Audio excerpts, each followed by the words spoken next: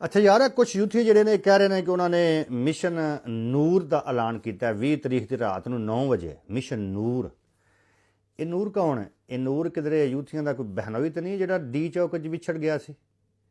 ਆ ਮੈਨੂੰ ਤਾਂ ਲੱਗਦਾ ਕੋਈ ਇੰਝ ਹੀ ਹੋਣਾ ਕਿ ਇਹਨਾਂ ਦਾ ਕੋਈ ਬਹਿਨੋਈ ਵਿਛੜ ਗਿਆ ਸੀ ਨੂਰ ਡੀ ਚੌਕ 'ਚ।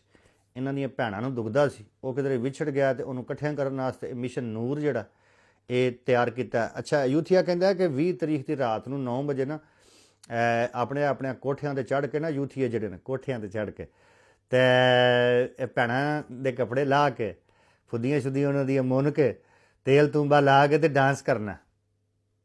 ਤਾਂ ਡਾਂਸ ਕਰਨਗੀਆਂ, ਜਦੋਂ ਚਾਂਜਣਾ ਖੜਕਣ ਦੀਆਂ ਆਵਾਜ਼ ਅਡਿਆਲਾ ਤੱਕ ਜਾਏਗੀ ਤੇ ਅਗਲੇ ਦਿਨ ਮੁਰਸ਼ਦ ਜਿਹੜਾ ਉਹ ਰਿਹਾ ਹੋ ਜਾਏਗਾ। ਕਿਆ ਤੁਸੀਂ ਮੈਨੂੰ ਦੱਸੋ, ਇਹ ਜਿਹੜਾ ਯੂਥੀਆਂ ਦਾ ਮਿਸ਼ਨ ਨੂਰ ਹੈ, ਭੈਣਾਂ ਨਚਾਊ ਮਿਸ਼ਨ ਨੂਰ, ਠੋਕਾ ਠਕਾਈ ਕਰਾਊ ਮਿਸ਼ਨ ਨੂਰ, ਭੈਣਾਂ ਦੀਆਂ ਬੁੰਡਾਂ ਮਰਵਾਓ ਮਿਸ਼ਨ ਨੂਰ, ਇਹਨੂੰ ਸੰਦੂਰ ਲੱਗਦਾ ਕਿ ਨਹੀਂ ਲੱਗਦਾ? ਇਹ ਤੁਸੀਂ ਮੈਨੂੰ ਦੱਸਣਾ ਕਿ ਕਿਆ ਇਸ ਦਫਾ ਵੀ ਭੈਣਾਂ ਚਦਵਾ ਕੇ ਯੂਥੀਆਂ ਦਾ ਮੁਰਸ਼ਦ ਰਿਹਾ ਹੁੰਦਾ ਕਿ ਨਹੀਂ ਹੁੰਦਾ। ਸ਼ੁਕਰੀਆ।